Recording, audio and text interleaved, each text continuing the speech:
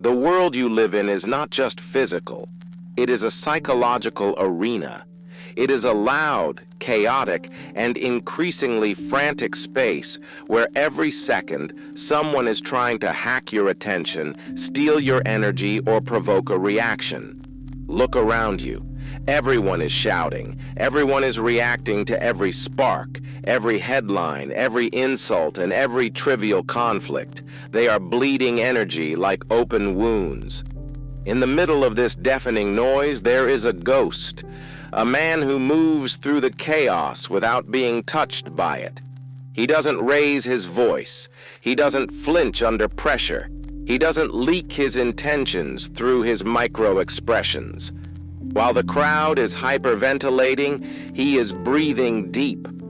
While they are blinded by rage or paralyzed by fear, his vision is crystalline. This man possesses the hidden advantage. Emotional discipline is not about becoming a hollow statue or suppressing your humanity until you feel nothing. It is about building a psychological filter so dense and a fortress so thick that the world's chaos cannot penetrate it without your explicit permission. Most people today are hackable. Their buttons are exposed, glowing in the dark, waiting for anyone to press them. A toxic boss, a stranger on the internet, a manipulative partner, or a sudden crisis. They are puppets dancing to the rhythm of external stimuli. But the man of emotional discipline is an uncrackable code. In this exploration, we are going to dismantle the mechanics of the cool mind. We are moving beyond simple calmness, which is passive. We are entering the realm of strategic imperturbability. This is the foundational philosophy of the inner Citadel. By the time we are done, you will understand why your ability to remain neutral when everyone else is losing their minds is the single greatest competitive advantage of the 21st century. In the raw, unfiltered reality of nature, the animal that panics is the one that dies. High-frequency movement, rapid, shallow breathing, and erratic shifts in focus are the universal biological signals of prey. The rabbit, the deer, the bird, they are in a constant state of reactivity. The predator, however, is defined by something entirely different, an economy of motion and a terrifying, deliberate stillness. The lion does not fidget. The eagle does not look around nervously. They move only when it serves their purpose. This is the first lesson of the hidden advantage. Your physiology dictates your status. When you lose your emotional discipline, your pulse becomes visible to the world. Even if you don't speak, people can feel your desperation, your simmering anger, and your hidden fear. Your body is leaking data. You become predictable. And in any negotiation, any conflict, or any social hierarchy, the predictable man is the one who is exploited. He is the one who is led by the nose. The hidden advantage lies in the still pulse. When you face a crisis, a sudden market crash, a direct verbal attack, or a high-stakes confrontation, and your heart rate remains steady, you are communicating something profoundly dangerous to your opponent. You are signaling that you have already processed the outcome. You are signaling that their attempts to rattle you have failed before they even began. This stillness creates a psychological shiver in others. They realize they are not fighting a person, they are fighting an unbreakable system. They are fighting a man who has mastered his own biology. Modern psychology and popular culture have sold us a lie. They tell us that we need to vent, to scream into a pillow, to let it all out, to tell everyone exactly how we feel the moment we feel it. They claim that suppressing emotion is toxic. While this may offer a momentary hit of dopamine and a temporary relief from internal pressure, it is a disaster for your social status and your long-term discipline. Every time you vent, you are not releasing a feeling. You are training your brain that your emotions are the masters of your actions. You are strengthening the neural pathway of externalization. You are telling your subconscious, I cannot handle this internal pressure, so I must leak it into the world to survive. This is the behavior of a child, not a sovereign man. A man of discipline does not vent. He transmutes. He understands that raw energy, anger, frustration, grief, or even extreme excitement is a fuel source. If you spray it everywhere, you just create a mess. But if you keep it contained in a pressurized vessel, you can use it to power an engine.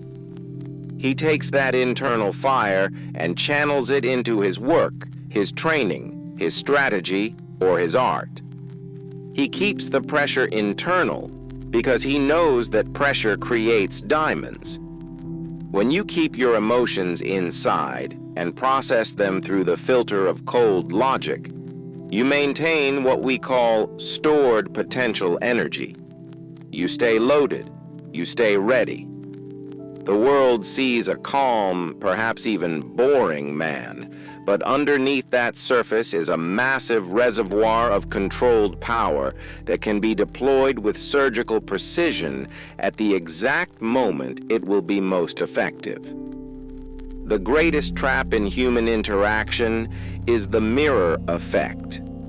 Evolution has hardwired us to mirror the emotions of those around us to ensure tribal cohesion. When someone shouts at you, your amygdala screams at you to shout back. When someone mocks you, your ego demands that you retaliate with a sharper tongue. By doing this, you feel like you are standing up for yourself, but in reality, you have just surrendered your hidden advantage.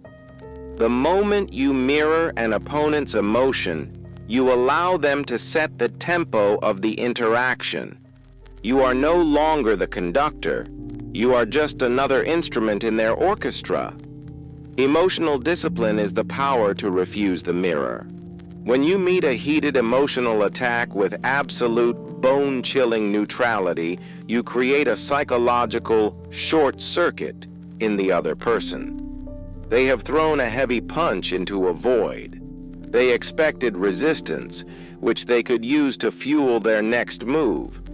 But they found only a vacuum. This lack of reaction is terrifying to most people because it suggests that their weapons, their insults, their drama, their social pressure, have zero currency in your world.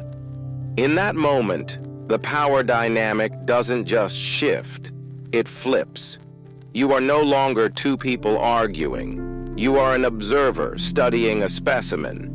Your non-reaction is your absolute declaration of independence from their chaos. In the heat of a conflict, time feels like it is accelerating. Your brain wants to close the loop. It wants to win the moment. This is why most life-altering mistakes are made in the first 3 seconds of an emotional spike.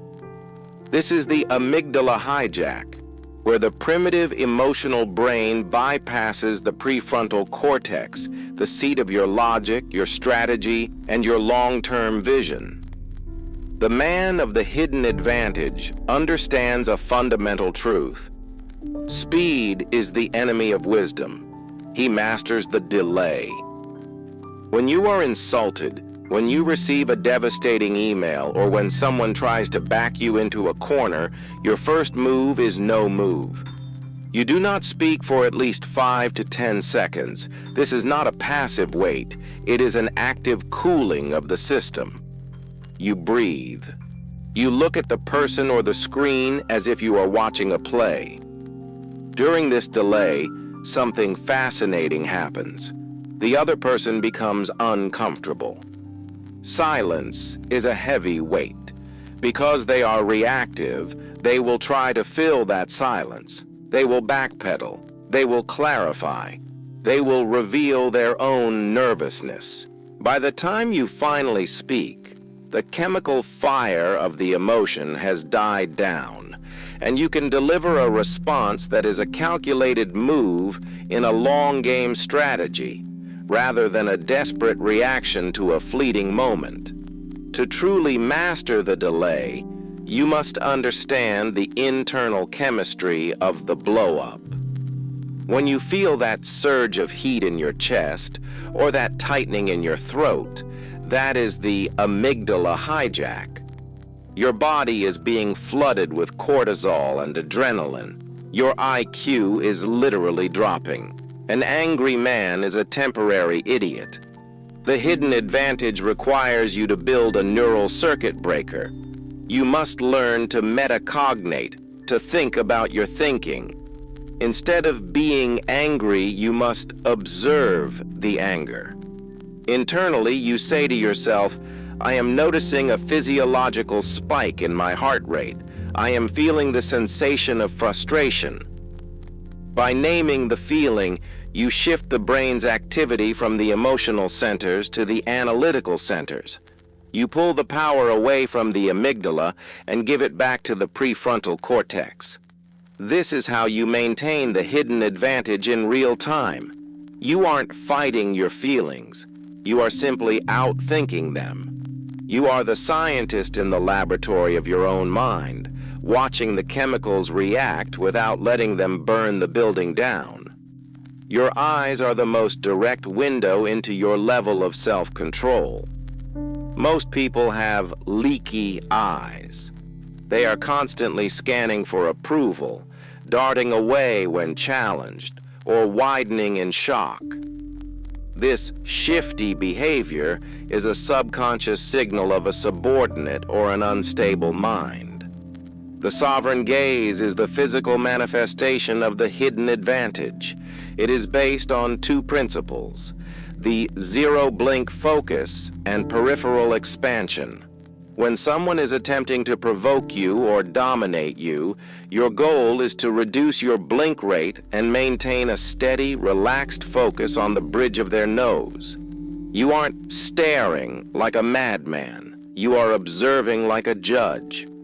A high blink rate is a universal sign of stress. By forcing your blinks to slow down, you send a signal to your own nervous system that you are safe, and a signal to the other person that they are not a threat. Simultaneously, you use peripheral expansion. Instead of hyper-focusing, tunnel vision on the threat, you relax your eyes to take in the entire room. This Hakawi vision, used by ancient warriors, prevents the brain from entering a fight or flight state. It keeps you calm. It keeps you in the hidden advantage. Your eyes tell the world, I see everything, but nothing you do can move me. In the grand theater of human interaction, silence is not an empty space. It is a weapon. Most people treat conversation like a game of tennis. The ball comes at them, and they feel a desperate, almost physical need to hit it back. They speak to avoid the crushing weight of a quiet room. They speak because they are terrified of what the silence might reveal about their own insecurities. The man of the hidden advantage understands that silence is a vacuum, and nature abhors a vacuum. When you intentionally hold silence during a negotiation, an argument, or even a casual conversation, you are creating a psychological pressure cooker. By refusing to fill the gap with meaningless noise, you force the other person to fill it instead. Because they are not emotionally disciplined, they will fill it with whatever is closest to the surface: their fears, their secrets, their need to please you, or their own backpedaling. They will offer you discounts you didn't ask for. They will apologize for things you didn't even notice. They will reveal their true intentions just to stop the pain of the silence. Your emotional discipline allows you to sit comfortably in that tension while they drown in it. You aren't doing anything aggressive. You are simply refusing to help them feel comfortable. This is the hallmark of the sovereign. He who is most comfortable with discomfort is the one who holds the power. There is a specific type of person, the narcissist, the emotional vampire, the professional victim, who survives on your reactions. They thrive on drama. They want to see you shocked, angry, or defensive. For them, your emotion is supply. It is the fuel that makes them feel important and alive. The hidden advantage teaches you to use strategic boredom. This is also known as the gray rock method. When you are faced with someone who is trying to draw you into their chaotic orbit, you do not fight them. You do not argue with them. You simply become as interesting as a gray rock on the side of the road. You respond with neutral, short, and utterly uninteresting phrases. I see. That is an interesting perspective. Okay. You don't offer explanations. You don't defend your character. You don't try to win the point. By being boring, you become useless to a manipulator. They cannot hack a system that provides no feedback loop. Eventually, they will become frustrated and take their drama elsewhere, looking for a more reactive host. Using boredom as a shield proves that you have reached a level of discipline where nobody can rent space in your head without your permission. You are the one who decides who is worthy of your emotional energy. And the answer for most people is no one. There is a common, dangerous misconception that emotional discipline means being unfeeling or cold. In reality, the most disciplined men in history, from elite negotiators to master strategists, were masters of empathy. But they used it as a tool for analysis, not a bridge for connection. This is strategic empathy. When you are emotionally reactive, you are blind. You are so busy feeling hurt, insulted, or defensive that you cannot see the chessboard. You are a player, not the grandmaster.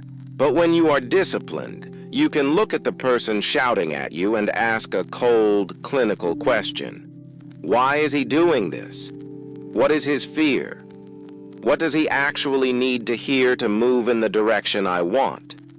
By staying calm, you gain the ability to read the room with surgical precision. You can see the deep insecurity behind the bully's mask. You can see the desperation behind the salesman's aggressive pitch. While they are trying to hurt your feelings, you are busy mapping their psychological vulnerabilities. You are the only person in the room with a clear map of the terrain, while everyone else is stumbling in the dark of their own emotions. This is the ultimate hidden advantage. You are playing the game on a level they don't even know exists. Words are like currency. If a country prints too much money, the value of each individual dollar drops to zero. If a man speaks too much, the value of each individual word evaporates. Most men use speech as a defense mechanism. They talk to smooth things over or to prove they are smart. This is an emotional leak.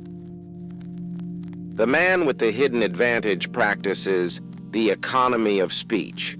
He treats his words like rare, precious stones. The one-sentence rule. He attempts to express his core idea in the fewest words possible. He knows that complexity is often a mask for uncertainty. The power of the period. He speaks in full stops. He does not use filler words like or you know. He does not use rising intonation at the end of his sentences, up talking, which signals a plea for approval. By speaking less, you force the world to listen more. When you finally do speak, Your words carry 10 times the weight because they were born from a place of deliberate choice, not nervous reflex. Your silence builds your gravity. People begin to lean in when you open your mouth because they know that whatever comes out will be precise, calculated, and final. Идем дальше. Мы переходим к самому мясу, к социальной инженерии, тактике серого камня и тому, как твое спокойствие становится инструментом пытки для тех, кто пытается тобой манипулировать. Я продолжаю наращивать объем, углубляя каждую концепцию. Это part 14. Part weight. The social architecture of silence. The pressure cooker. In the grand theater of human interaction, silence is not an empty space. It is a weapon. Most people treat conversation like a game of tennis. The ball comes at them, and they feel a desperate, almost physical need to hit it back. They speak to avoid the crushing weight of a quiet room. They speak because they are terrified of what the silence might reveal about their own insecurities. The man of the hidden advantage understands that silence is a vacuum, and nature abhors a vacuum. When you intentionally hold silence during a negotiation, an argument, or even a casual conversation, you are creating a psychological pressure cooker. By refusing to fill the gap with meaningless noise, you force the other person to fill it instead.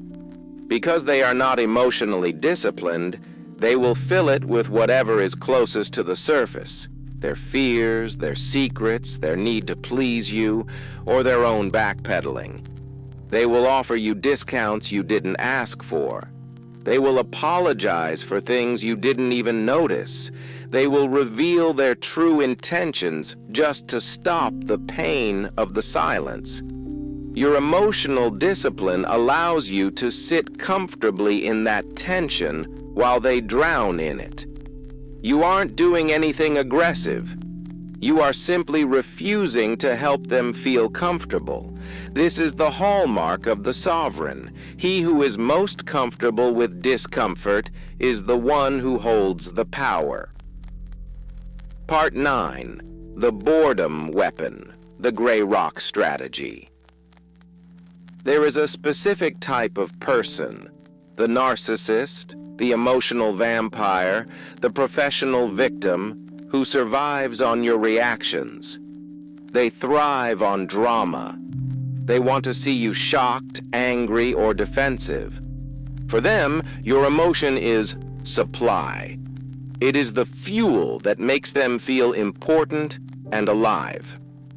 The hidden advantage teaches you to use strategic boredom.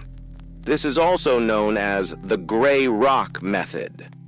When you are faced with someone who is trying to draw you into their chaotic orbit, you do not fight them. You do not argue with them. You simply become as interesting as a gray rock on the side of the road. You respond with neutral, short, and utterly uninteresting phrases. I see. That is an interesting perspective. Okay. You don't offer explanations. You don't defend your character. You don't try to win the point. By being boring, you become useless to a manipulator. They cannot hack a system that provides no feedback loop. Eventually, they will become frustrated and take their drama elsewhere, looking for a more reactive host. Using boredom as a shield proves that you have reached a level of discipline where nobody can rent space in your head without your permission. You are the one who decides who is worthy of your emotional energy, and the answer for most people is no one. Part 10. The weaponization of strategic empathy, the cold read. There is a common, dangerous misconception that emotional discipline means being unfeeling or cold. In reality, the most disciplined men in history, from elite negotiators to master strategists, were masters of empathy. but they used it as a tool for analysis, not a bridge for connection. This is strategic empathy. When you are emotionally reactive, you are blind. You are so busy feeling hurt, insulted, or defensive that you cannot see the chessboard. You are a player, not the grandmaster. But when you are disciplined, you can look at the person shouting at you and ask a cold, clinical question. Why is he doing this? What is his fear? What does he actually need to hear to move in the direction I want? By staying calm, you gain the ability to read the room with surgical precision. You can see the deep insecurity behind the bully's mask. You can see the desperation behind the salesman's aggressive pitch. While they are trying to hurt your feelings, you are busy mapping their psychological vulnerabilities. You are the only person in the room with a clear map of the terrain, while everyone else is stumbling in the dark of their own emotions. This is the ultimate hidden advantage. You are playing the game on a level they don't even know exists. Part 11. The economy of speech, the currency of authority. Words are like currency. If a country prints too much money, the value of each individual dollar drops to zero. If a man speaks too much, the value of each individual word evaporates. Most men use speech as a defense mechanism. They talk to smooth things over or to prove they are smart. This is an emotional leak. The man with the hidden advantage practices the economy of speech. He treats his words like rare, precious stones. The one-sentence rule.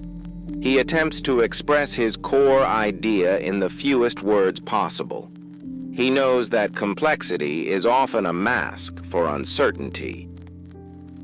The power of the period. He speaks in full stops. He does not use filler words like or you know. He does not use rising intonation at the end of his sentences, up-talking, which signals a plea for approval. By speaking less, you force the world to listen more. When you finally do speak, your words carry 10 times the weight because they were born from a place of deliberate choice, not nervous reflex.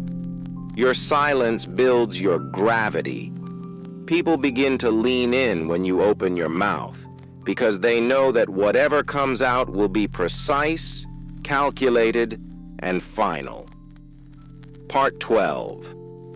The Anchor Protocol, holding the center in crisis. History is shaped by moments of collective panic. When a market crashes, when a company faces a scandal, or when a literal storm hits, the average person's first instinct is to look around for a leader. They aren't looking for the smartest person or the richest person. They are looking for the person who isn't shaking. The man of the hidden advantage uses the Anchor Protocol. He understands that in moments of chaos, there is a massive power vacuum. By maintaining your emotional discipline while everyone else is hyperventilating, you instinctively fill that vacuum. You don't have to ask for authority, it is thrust upon you by the desperate masses. To be the anchor, you must intentionally slow down when the world speeds up. You lower your vocal register. You broaden your physical stance to occupy more space. You focus on the next logical action rather than the potential disaster. While others are leaking energy through frantic speech and erratic breathing, you become the point of stillness in the storm. You become the reality that others cling to. Every time you lose your temper, every time you snap at a subordinate, and every time you send a nasty email in the heat of the moment, you are paying a tax. This is the emotional leak tax.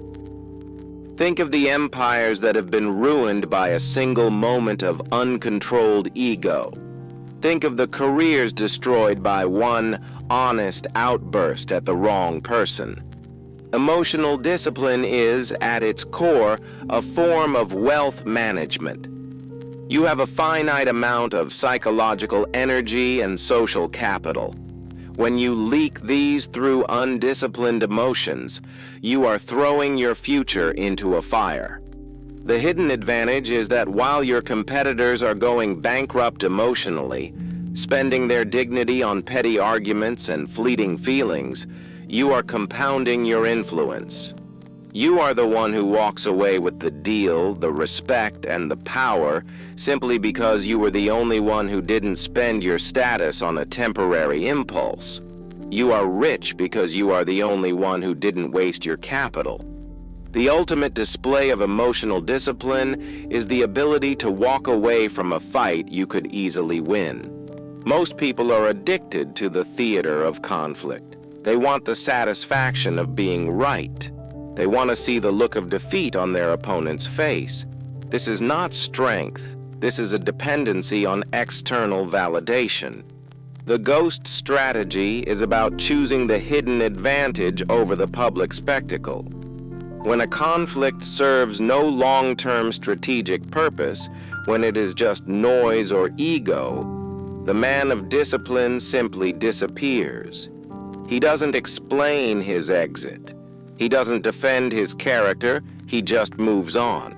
By becoming a ghost, you deny your opponent the very thing they need, your energy.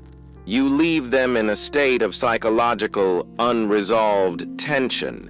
They are left shouting at a vacuum, looking foolish and desperate, while you are already miles ahead, focused on your next objective.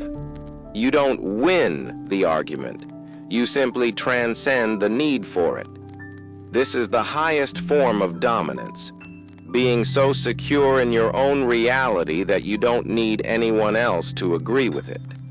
We spend a vast amount of time discussing how to stay calm during failure, but the true test of the hidden advantage often comes during the moment of triumph. Most men, when they achieve a victory, leak emotion immediately. They brag, they celebrate prematurely, they let their guard down, and they become drunk on their own dopamine. This is a massive emotional leak.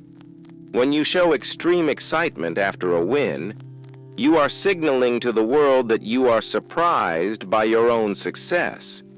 You are telling everyone that you aren't used to winning. You look like a gambler who just hit a lucky streak rather than a grandmaster who just executed a routine move. The man of discipline practices stoic victory. When he wins, he treats it with the same clinical neutrality as a loss. He acknowledges the result, he analyzes what worked, and then he immediately moves to the next objective. The act like you've been there. Rule: your lack of outward celebration signals that victory is your natural state of being. The strategic reserve: by not revealing the full extent of your joy, you keep your rivals guessing about your true capacity. You don't let them see where your ceiling is. When you remain disciplined in triumph, people begin to view your success as inevitable. You create an aura of momentum that feels impossible to stop. You aren't chasing wins. You are simply collecting what is yours. Emotional discipline is not just a mental state. It has a physical boundary. It is the ability to project an aura of untouchability. Have you ever noticed how some people, despite being quiet or small in stature, seem to occupy more weight in a room than others? This is the invisible wall.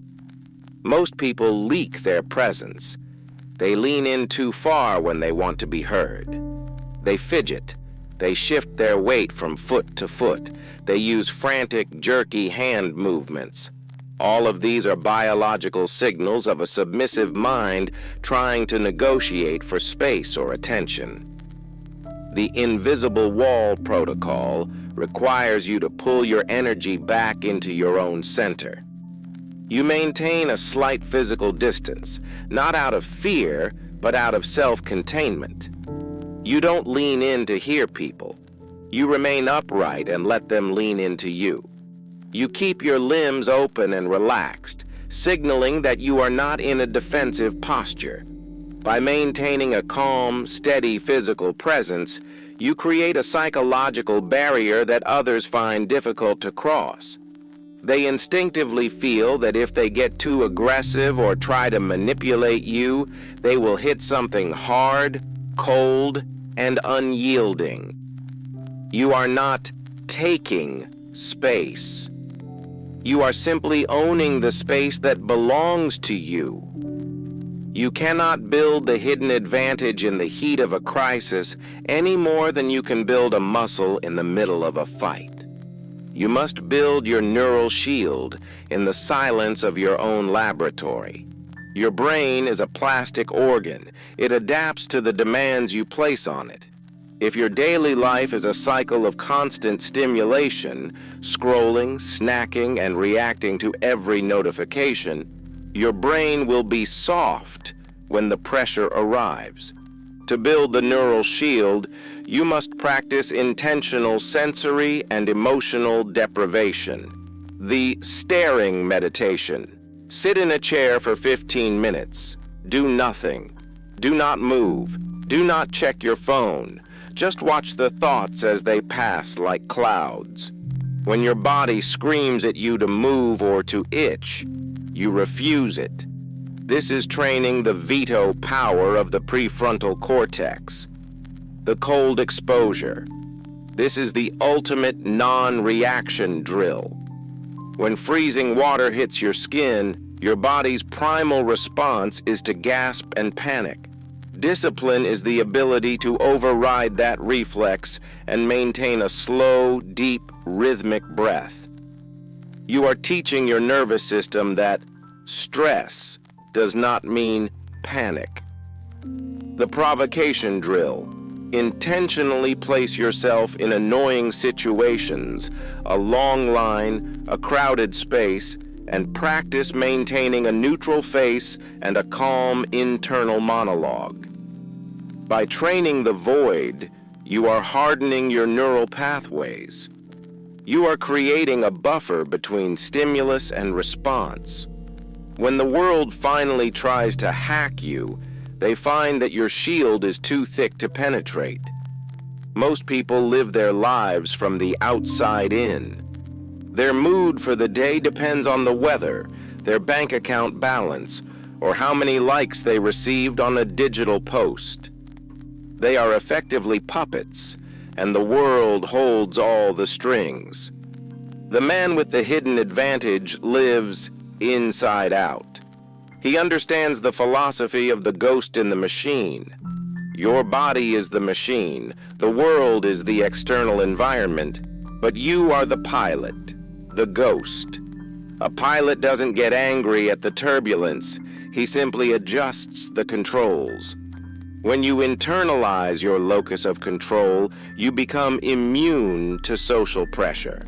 If someone calls you a failure, it only has power if you grant them the license to hurt you. If you don't agree with their assessment, their words are nothing more than vibrations in the air. This level of discipline creates a dark aura of total self-sufficiency. People realize that they have no hooks to pull on you. You are a closed system. This makes you incredibly difficult to manage, but impossible not to respect. In the modern world, hurry is considered a virtue. We are told that we must be fast, we must be first, and we must be constantly on. But in the realm of power and discipline, hurry is a sign of weakness. It is the signature of the man who is afraid he will lose his chance. The man of the hidden advantage moves with a deliberate, measured pace. He understands that rushing is an emotional reaction to the fear of scarcity. The slow speak. He speaks slightly slower than the average person. This forces others to pay more attention and signals that he is not in a rush to be finished. The calculated move. He doesn't rush into decisions. Even if he knows the answer, he will take a moment to process it. This signals that his decisions are based on logic, not impulse. When you refuse to hurry, you communicate that you are the master of your own time. You are the one who dictates the tempo of your life. This calmness in the face of deadlines and pressure is a hidden advantage that makes you appear more competent and more powerful than those who are frantic and busy. The human face is capable of over 10,000 expressions, and most people leak their internal state through every single one of them. They show their doubt through a furrowed brow, their need for approval through a forced smile, and their anger through a tightened jaw. The man of discipline wears the mask of command. This doesn't mean having a frozen face. It means having a deliberate face. The neutral baseline. Your default expression should be one of calm, relaxed neutrality. The controlled micro-expression. You only show emotion when it serves a strategic purpose. If you smile, it is a reward. If you look stern, it is a warning. By controlling your facial expressions, you deny your rivals the read they are looking for. They cannot tell if their words are hurting you or if their offers are tempting you. This ambiguity creates a sense of weight. People feel that there is much more going on beneath the surface than what you are showing. You become a deep well, and people are always afraid of what they cannot see the bottom of. One of the most difficult emotions to discipline is guilt. Society uses guilt as a tool to control you. People will try to make you feel bad for saying no, for setting boundaries, or for prioritizing your own mission over their convenience. The hidden advantage is the ability to be the disappointer. You must become comfortable with the fact that your discipline will make other people unhappy. The flat no. When someone asks for something that compromises your discipline, you say no without an elaborate excuse. An excuse is a defensive reaction. A no is a sovereign decision. The observation of guilt. When someone tries to guilt trip you, you observe the attempt like a scientist. You see the tactic for what it is, a desperate attempt to hack your emotions. By refusing to feel guilt for maintaining your discipline, you break the strings that others use to pull you. You show them that your internal standards are the only ones that matter. This level of self-governance is rare, and because it is rare, it is respected. Your voice is not merely a tool for communication. It is the acoustic fingerprint of your internal discipline. Most people leak their insecurities through their vocal cords without even realizing it.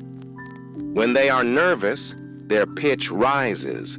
When they are defensive, their tempo accelerates. When they seek approval, they use upspeak, ending their sentences on a rising note, as if asking for permission to speak. The man of the hidden advantage exercises vocal sovereignty. The diaphragmatic resonance. He speaks not from his throat, which is tight and constricted, but from his core. This creates a low-frequency resonance that, on a biological level, is processed by others as a signal of safety and dominance. A deep, steady voice bypasses the logical brain and speaks directly to the primitive instincts of the listener. The strategic pause. He is never afraid of silence in the middle of a sentence. While others rush to finish their thoughts out of fear of being interrupted, The disciplined man owns the time of the listener. He uses pauses to emphasize his points and to force the audience to lean in. The execution of filler words. He has completely burned ums, uhs, and likes out of his vocabulary. Each word is a bullet fired with intent. If there is no word, there is silence. And that silence sounds louder than any shout. Your voice should sound like heavy velvet, smooth yet possessing undeniable weight. When you speak calmly and slowly in the heat of a conflict, you automatically become the adult in a room full of children. This is the auditory manifestation of the inner citadel. We are living in the middle of the most sophisticated attack on emotional discipline in human history.